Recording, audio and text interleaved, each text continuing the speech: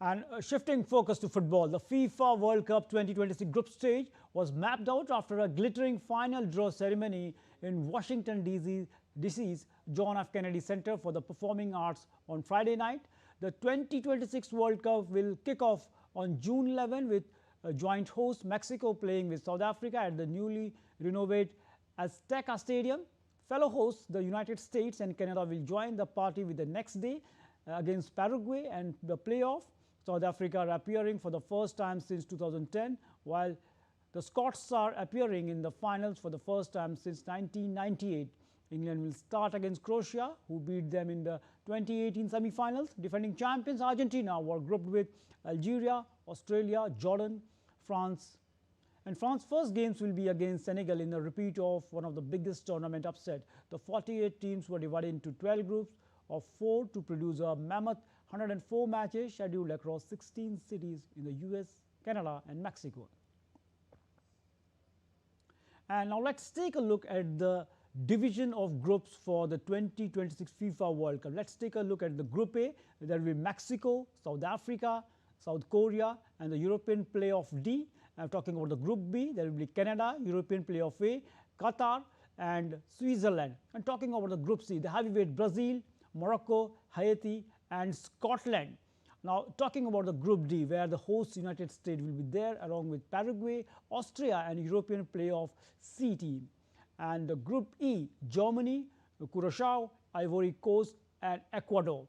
And talking about the Group F, there will be Netherlands, Japan, European Playoff B and Tunisia.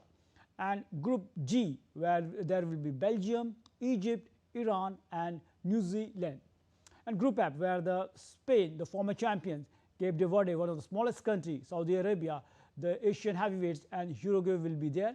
And the Group I, where the former champions France, followed by Senegal, FIFA Playoff 2 team and Norway will also there. Group J, Argentina, the defending champions, Algeria, Australia and Jordan, a big tricky group.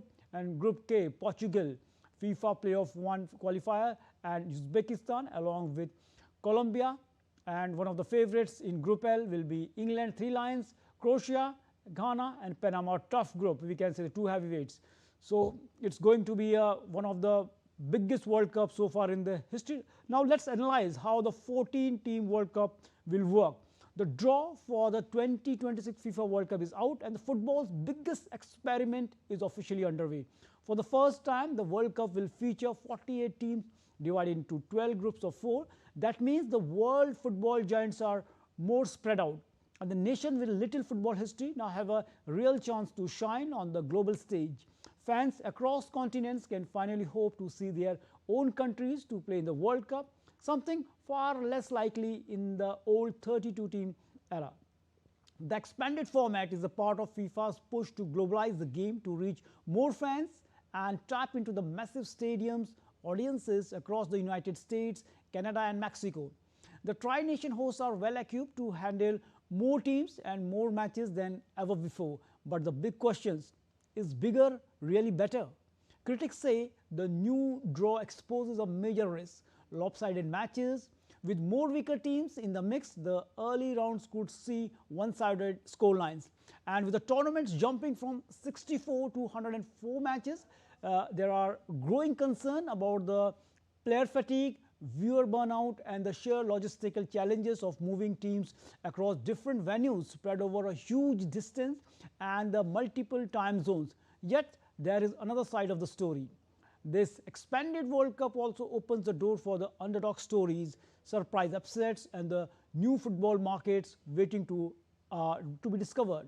For many smaller nations, just making it to the draw is historic and a big thing and could spark a footballing revolution back home.